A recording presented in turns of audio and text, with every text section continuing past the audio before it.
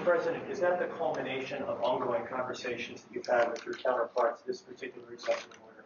Which one, last or? The one that the No, the digital tax is taking place all over Europe. They're taxing us, and they're doing other things. They're suing all our companies.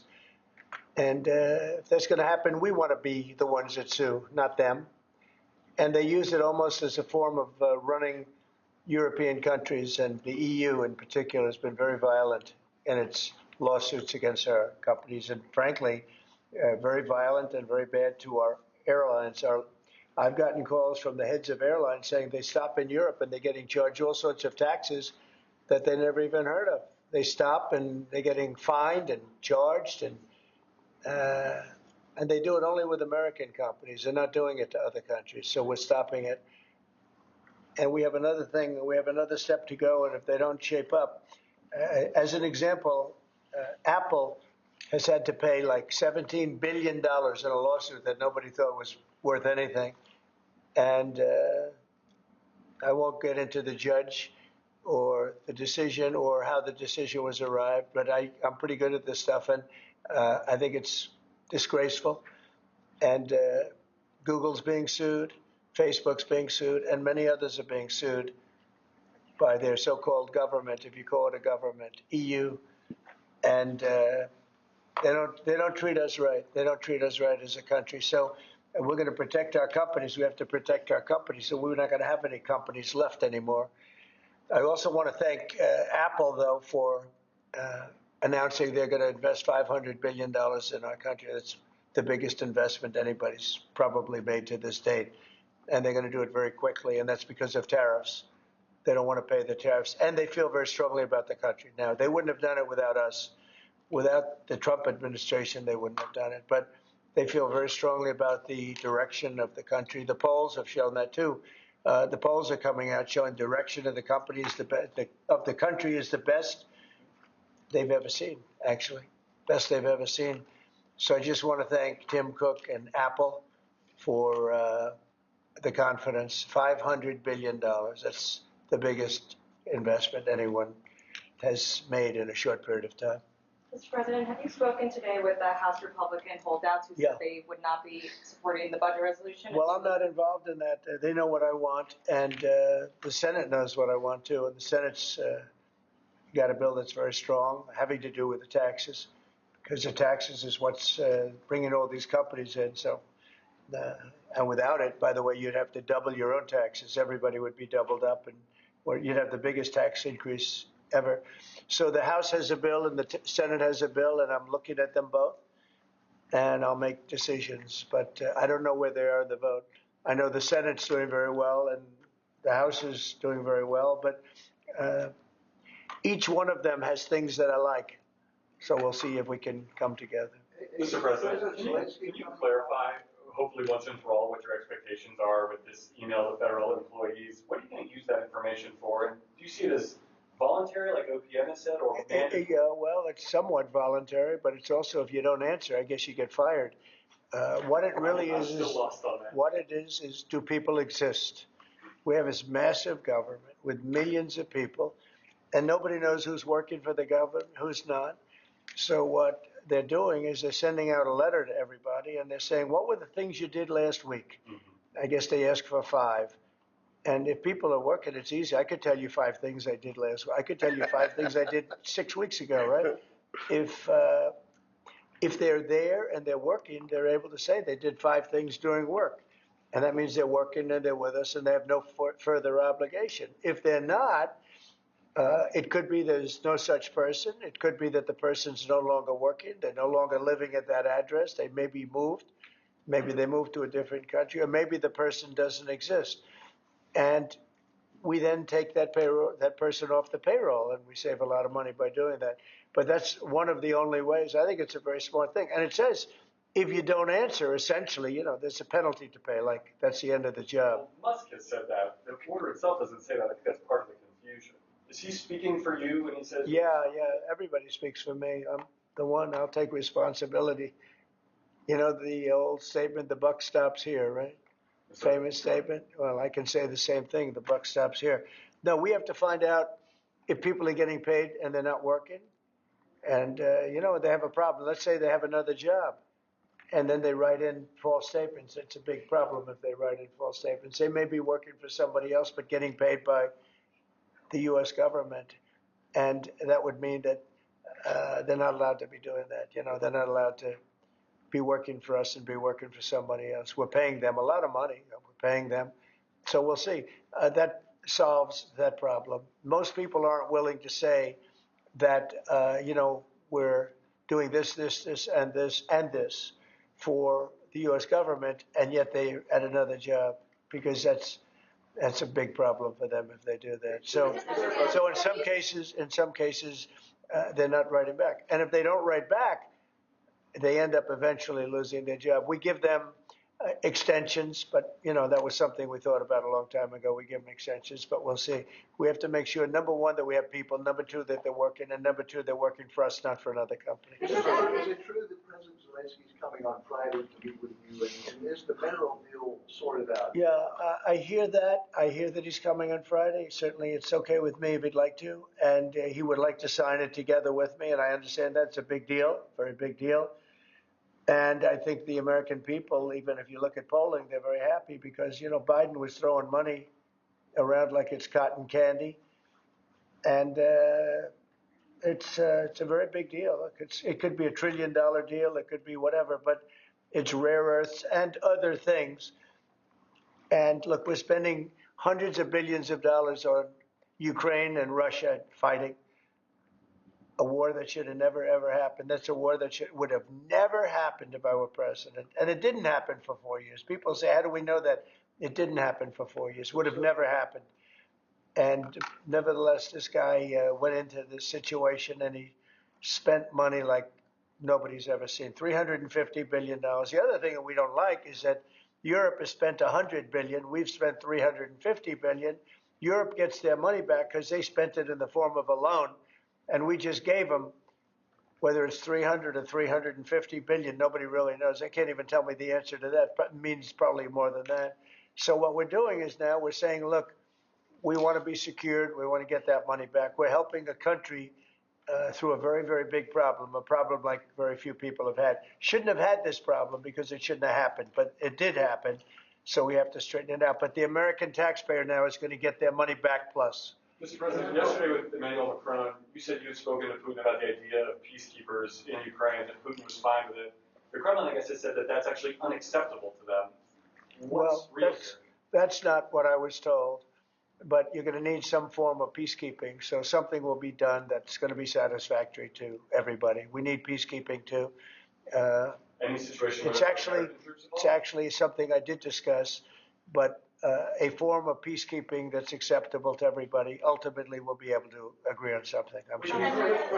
With Ukraine and this mineral deal, what does Ukraine get in return, Mr. President? $350 billion and lots of equipment, military equipment, and the right to fight on, and originally the right to fight. Look, Ukraine, I will say, they're very brave and they're good soldiers, but without the United States and its money and its military equipment, this war would have been over in a very short period of time. In fact, I was the one that gave the javelins. You remember the famous javelins?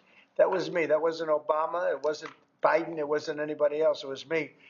And they wiped out a lot of tanks with those javelins. And the expression was that Obama gave sheets and I gave the javelins. That was a big deal at the time. It wiped out. That was the beginning when people said, wow, that's something. Well, that was American equipment. Without American equipment, this war would have been over very quickly. And American money, too. I mean, a lot of money. So that war-fighting equipment and the ammunition, that's sustained going forward for Ukraine, and how long is it sustained? Well, it could go forward for a while, and maybe until we have a deal with Russia. Look, we need to have a deal with Russia, otherwise it's going to continue. But now when Americans put up their money, the taxpayer money, and the president approves it, we're getting our money back in some form. But it could go on for a while, or it could be settled quickly. I think it's going to be settled quickly. I spoke with President Putin. I think he wants to settle it, and wants to get on with life. It's horrible. What's happening horrible. Thousands of soldiers a week are being killed, and others too, but especially on the battlefield. thousands a week are being killed, and we want that to end. Yeah, Brian? Yes. Okay. Real quick, Carolyn Levitt, your press secretary, sent an earthquake through that briefing room earlier today announcing that the WHCA would not have any control over placing media in the seats in the briefing room. Just want to get your thoughts on that. And also on Air Force One, it's trending on X. People are talking about it. Get your thoughts. Well, we're going to be now calling those shots. As you know, we won that lawsuit right there. See, the Gulf of America, which is a beautiful name. Most people agree. I don't know. It's, you know, AP has been terrible. Look, I think they're radical left. I think they're third-rate reporters. I know the specific young lady that works on the account is terrible. She's a radical left lunatic, as far as I'm concerned. They don't treat us fairly. That's number one. And number two, they had no right to do that. This is the Gulf of America. And if you look at that shoreline, look at that shoreline. Look, from Florida, well, most of it is, it's called America. And vast majority, like big numbers. So I'm just admiring it as I look at it. I'm getting teary-eyed, but I don't want you to say Trump broke down and started crying. No, how beautiful is that? Look at the shoreline. Look at that. Well, That's America. Can I shift our attention to Canada real quick? Yes, please. Last week, I spent some time with two government officials from Canada. Yeah. I was asking them how realistic is it that Canada would be the 51st state. Yeah. And they told me there is a path. Alberta is first, and if they sign on, Saskatchewan would follow, and then you go west to British Columbia. There is a movement in Canada to join us. I want to get your thoughts on that and how that's proceeding right now. So it's true. Thank you, Brian. It's true. A lot of people in Canada are liking becoming our beautiful, cherished 51st state. They'll have to pay much lower taxes. They'll have the ultimate security. You know, they don't pay very much for security right now because they rely on us, which is really unfair to us. They make cars that we could make, and they send them back into the United States. They make a lot of things, including the sending of oil and everything. We don't need their oil. We don't need their lumber. In fact, we're going to be freeing up, and I've asked Howard Lutnick to get that done with Lee and everybody, Lee Zeldin, environmental. We're freeing up our forests. We're going to be able to take down trees. Right now, you know, we're so restricted environmentally. We're going to be freeing it up with an emergency order. We have an emergency order, and we're going to be freeing up our forests. We have more forests than almost anybody, and great lumber, great trees. We don't need anybody's trees. We don't need trees from Canada or anybody else. In fact, we have to put the slits, as they call them, the area, you know, 50, 60-yard area in between areas of trees. It stops the fires. And frankly, California should have been doing that for years. It's almost getting late. They're going to run out of forests the way they're going. What a shame. And by the way, the water is flowing in California. I hope you people have seen it. But the water is flowing. Do you have a picture of that? I'd hold it up. Do you have a picture of that? Get a picture of it, please. You know, we had a little skirmish in California. I can't believe we had to do that. But we opened up the water in California. The water was flowing into a place called the Pacific Ocean, which for the Pacific Ocean is only a drop. But for us, it's more water than we can use in California. So I'll get you some photographs, but it's a beautiful sight. The water is flowing in California. Beautiful water from the Pacific Northwest and beyond. And it flows down, and instead of being routed out to the Pacific Ocean, and this has been going on for 20 years more in order to take care of a certain species of fish, which wasn't doing very well without water, I can tell you. So that's a big deal. It's like not reported. It's incredible. But California has a lot of water. That's going to take care of farmers. It's going to wetten up the land. And it's going to go all the way down to Los Angeles, where they have curfews on water, where they have all sorts of blocks on water. You can only use so much. We're going to put until just recently, they were going to put a number of gallons per person living in a house in Beverly Hills on water. You're not going to have that problem anymore. Do you have a picture? Let me just see what that looks like. How beautiful is that? Look at that beautiful water flowing. Look at that. That's coming in the dikes and other means of transportation. Isn't that beautiful? Who would believe that? That's all water they could have had. I went to the governor during my first term and I said, why don't you do this? And they said they have an environmental problem with clean water. If this water were there, you wouldn't have had those fires. You had sprinklers. They make people put sprinklers in the ceiling of a home, and they had no water in them. With this, they would have had a lot of water in them. They would have all been full. They would have had you would have had a whole different deal down there. You probably wouldn't have had a fire, but if it was, it would have been small, would have been put out. You had the fire hydrants not working in California. So it's a beautiful site. These are canals that were built. These were all built. And you saw them for years. They were empty, concrete. They call them the V-shapes or the half pipes. And they're shaped different forms, but they're shaped. And they rush down through the farm areas where the farmers can take it and down to Los Angeles. And they were sitting empty for years. And now look at that. Look at that way it looked. It wasn't easy. We had to be very unfriendly to get into those areas. We opened it up. Mr. President. I essentially attacked California. Can you believe it? I attacked California. Let's go. At the outset of your administration, sir, you committed to ending the weaponization of government, to holding those accountable who participated in the weaponization of government. Hold it. This is a good one. Is everybody listening? Deranged Jack Smith. We're going to call it the Deranged Jack Smith signing or bill. Go ahead.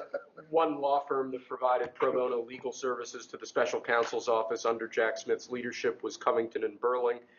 As a result of those actions, we're now going to be suspending and putting under review the security clearances for the attorneys and employees at that firm who worked with Jack Smith's team.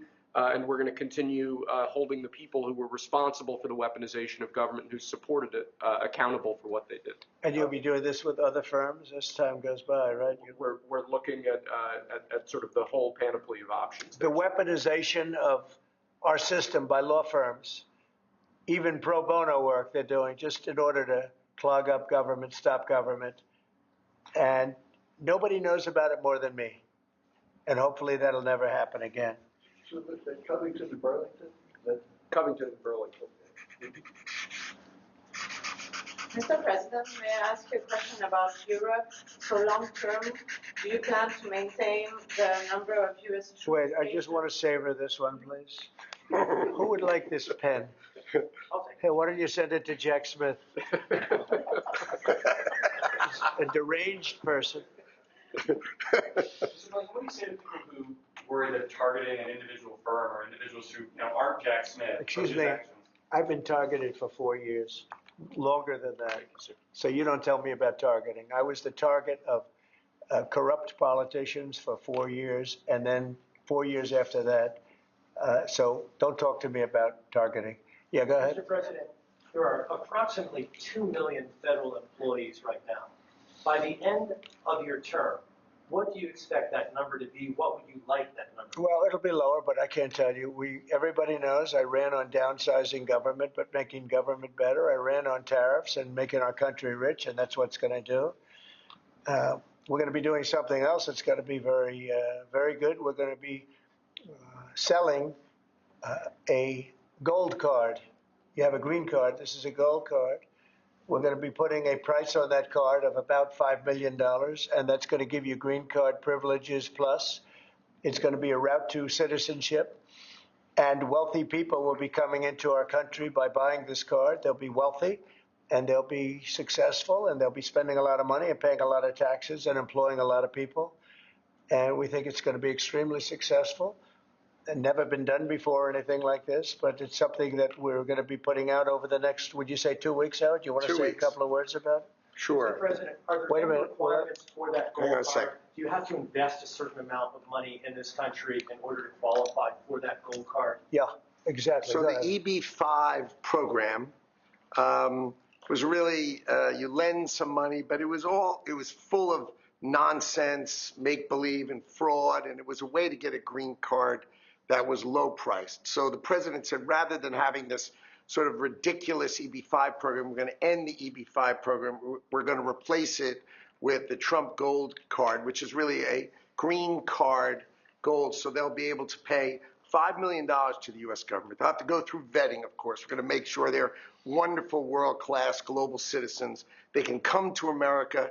The president can give them a green card, and they can invest in America, and we can use that money to reduce our deficit. Why do we give out lotteries of green cards? Why do we give out EB-5 for green cards? The President of the United States understands that the right answer is, why don't we eliminate the deficit of the United States of America instead? The gold card, well, millions, but the gold card will bring in with it people that create jobs, very high level people.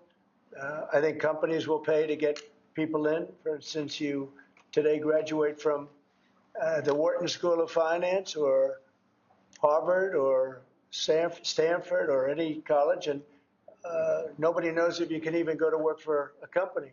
So Apple and all these companies that want to get people to be working for them will be able to buy a card, and for the people that are number one in their class at top schools, I see that as one of the things. But generally speaking, it'll be people with money and people that create jobs, and they won't have to pay any tax on income outside of the United States, which they're not paying right now. They're not citizens, but they'll have to pay if they create jobs in the United States. They'll pay full taxes like everybody else. So you're getting big taxpayers, big job producers, and we'll be able to sell maybe 1 million of these cards, maybe more than that. And if you add up the numbers, they're pretty good. As an example, 1 million cards would be worth $5 trillion. $5 trillion. Wow. And if you sell 10 million of the cards, that's a total of $50 trillion. Well, we have 35 trillion in debt. That'd be nice. So we'll see. But it could be great. Maybe it will be fantastic. We have it all worked out from the legal standpoint. It's totally legal to do. Hasn't been done before. It's been done in many different forms. We give them away. Why should we give them away? We shouldn't give them away. And I think it's something very exciting. I think it's potentially just something that we're all very excited about. So it's a gold card. It's somewhat like a green card, but at a higher level of sophistication. It's a road to citizenship for people. And essentially people of wealth or people of great talent, where people of wealth pay for those people of talent to get in, meaning companies will pay for people to get in and to have long-term status in the country. And I think it's something we're very, very happy about. Would you have anything to say about that? Well, many other countries, by the way, do this, including, of course, your 51st state does that. And the money's earmarked for deficit reduction? It may be earmarked for deficit, but it actually could be more money than that. I mean, if you did 10 million, you'd have $15 trillion left over. But generally, it's going to be paid down debt. Yes. Do you need Congress for this? Do you think you need No, we don't need Congress. No, because we're not doing citizenship. We're doing the card. It's a path. It's a path to citizenship, a very strong path to citizenship. But we're not doing the citizenship. For that, I'd have to get Congress. And would all countries be eligible for this gold card? Depends. The countries largely, the people will be vetted very carefully. Mr. President, in Ukraine, would you provide military support for Ukraine in the future under a peace agreement? Say it again louder. Would you provide military support for Ukraine in the future as part You mean of like a peace security? agreement? Yeah. Well, people are going to do it. I think Europe will largely be responsible for that. But European countries will be responsible. But Macron asked for a U.S. backup. Well, we'll see. I mean, right now we're just in the process of negotiating. We've pretty much negotiated our deal on raw earth and various other things. We'll be looking at that security. You're talking about general security for Ukraine later on. I don't think that's going to be a problem. There are a lot of people that want to do it. And I spoke with Russia about it. They didn't seem to have a problem with it. So I think they understand. They're not going back in. Once we do this, they're not going back in.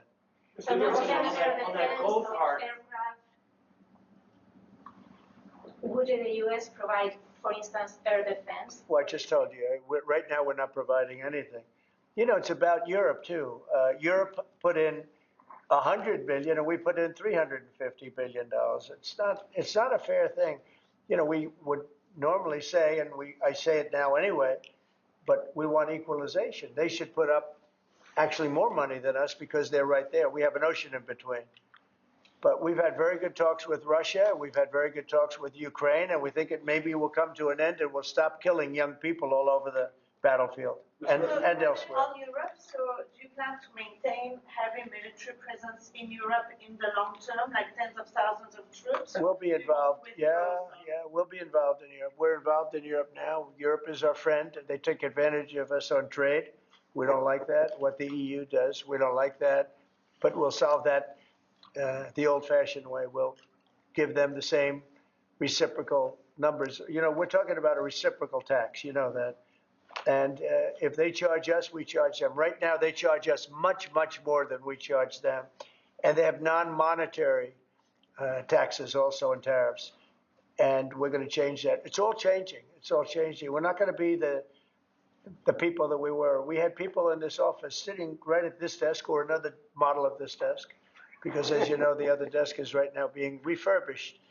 Is Steve Witkoff delaying his trip to the Middle East? No, not that I know of. No, Steve. And the Middle East has been great. Saudi Arabia has treated us really well. They really have. And, I think Qatar has treated us very well too. They want to get that whole mess ended in the Middle East. You know, we don't even talk about that anymore. You guys haven't asked one question about the Middle East, but the Middle East seems to be doing relatively well. May I ask about the Middle East, sir, about the Middle East? For months, even before you were elected in November, you've spoken about your desire to free all of those hostages that have been held by Hamas since October the 7th, a year and a half ago. And just a few weeks ago, you gave an ultimatum. You said if they're not all released by noon on February the 15th, there would be hell to pay. Is Hamas thumbing their nose at you, Mr. President? No, I think the opposite. So, as you know, they weren't going to release any more hostages. And I said there's going to be hell to pay. And then they agreed that they were going to release the hostages that they had agreed to release, plus an extra one. And so that you could say that was a big difference. But I said it from that point, it's up to Bibi, Netanyahu, and Israel. I may have taken a different stance. But they did release, they went back to releasing the hostages. But if you remember, they said we weren't going to release any. They've totally ended it. And I said, well, they're not going to release any. They'll be held to pay. And but the rest is really up to him. What I may have done it differently than him. It's not my decision. It's his decision. But they did release all of those hostages. So. Mr. President, when you spoke to Vladimir Putin, did he raise or did you discuss at all the possibility of a minerals deal on Ukrainian land that Russia now controls? I didn't discuss it. No. I'd like to buy minerals on Russian land too, if we can. The rare earth. They have very good rare earth also. They both do. I would say that. And oil and gas. Look, it's a great thing. If we sell this, it's great for Russia too, because we can do deals there. They have very valuable land that isn't utilized. So something like that could take place, yeah. Have you put raising or lifting sanctions against Russia on the table as your? No, we haven't lifted any sanctions on anybody. On the table as part of any negotiation? I guess it will be at some point, but right now we haven't agreed to lift sanctions on anybody. On that gold card, getting back to that, I'm fascinated by this, Mr. President. You should be fascinated by it. Your taxes will go down to nothing. Would a Russian oligarch be eligible for a gold card? Yeah, possibly. Hey, I know some Russian oligarchs that are very nice people. It's possible. They're not quite as wealthy as they used to be.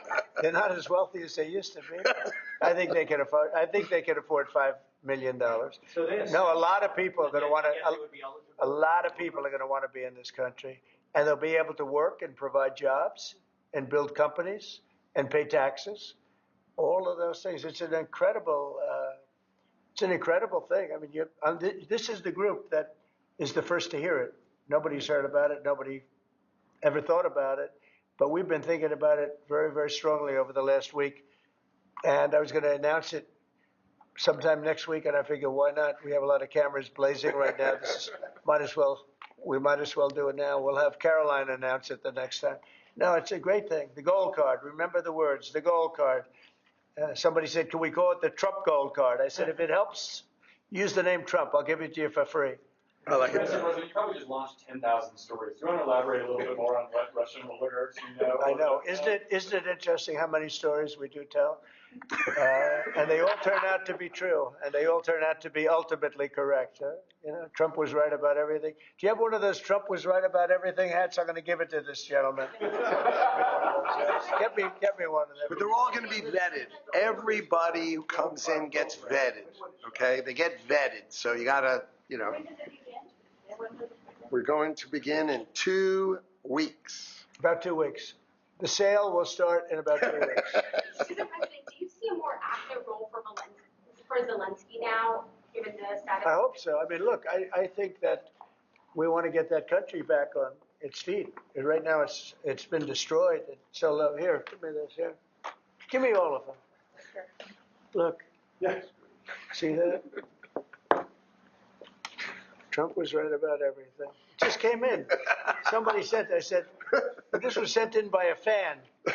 I said, I think we should make some of them, right? But we were pretty much. You want one? I'll pass. Are you allowed to take one? No, Because he'll consider it. I know him well. He's sort of a stiff. Yeah, Brian, you're not a stiff. He's sort of a stiff guy. You know? He'll take other things, but not a free hand. Always say yes to the president. Always say yes to the Would president. anybody like one? Mr. President, an easy question perhaps for you. Maybe it's difficult. I'm going to ask you this question about the Who do you work for? I work for 2 news organizations. Who? I work for 2 news organizations. Yeah, who are they? I work for Gray Television, America's second largest broadcaster, and I work for iHeartRadio. So there you go. But let me ask you the easier, tough question, Mr. President. The Philadelphia Eagles won the Super Bowl. Are they being extended an invitation? They will be. We haven't yet, but we will be. I thought it was a great performance by them, and absolutely they'll be extended that invitation. Would you do that right away, by the way? We'll do it right away. We're going to do it sometime today, and they deserve to be down here, and we hope to see them. We have a lot of teams. We just had the great hockey team, as you know, Florida come here. We have many of the great athletes come that win things. What's the main obstacle holding up this PGA Tour Live Golf? Well, they have to get together. You know, they've had a lot of discussion back and forth. They both are meaning well, and a deal will ultimately happen. I think it'll happen pretty quickly. It'll be nice to see the golfers, the best golfers, be able to play against each other. What's your role been in this whole process? Just to help expedite it. Tiger was here. Adam Scott was here. Jay Monahan was here the other day. Just to really help expedite it. We had Yasser here from Saudi Arabia, great guy.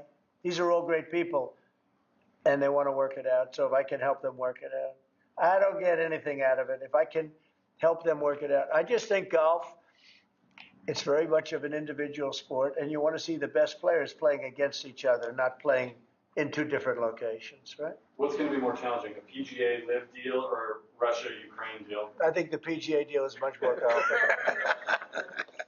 Sir, may I ask you the Middle East question, if I may? What's your take on what's happening in the West Bank and what Israel? Well, it's some movement up there that a lot of people are concerned about. And there's been a lot of Israeli movement. They're up there for a reason. All of a sudden, maybe they're not feeling so good about that. So that would be terrible. I hope that doesn't happen. But there is movement up there that nobody knew about. Right? You know that, right? Yeah, and when you say, are you concerned about it as well? I'm concerned about everything. I want the world to be peaceful. You know, when I left here, we had no war.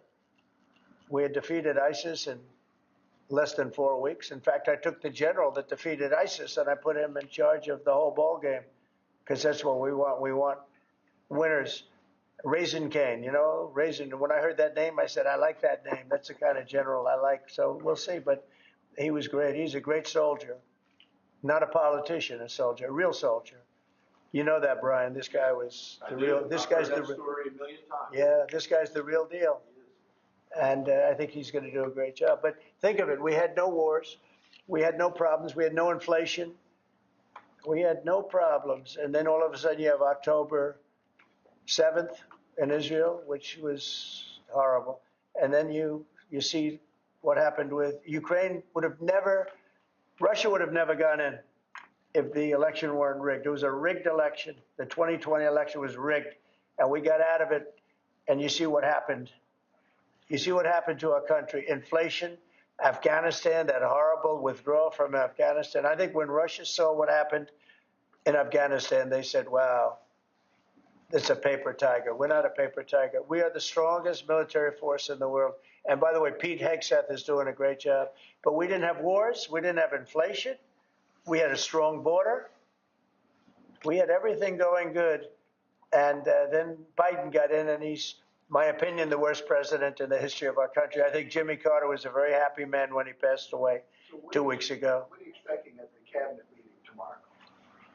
It's going to be a cabinet meeting, and I'll preside. Unlike Biden, I'll preside over my own cabinet meeting. Mr. President, how would you compare your cabinet in your second term to your cabinet that you had in your first term?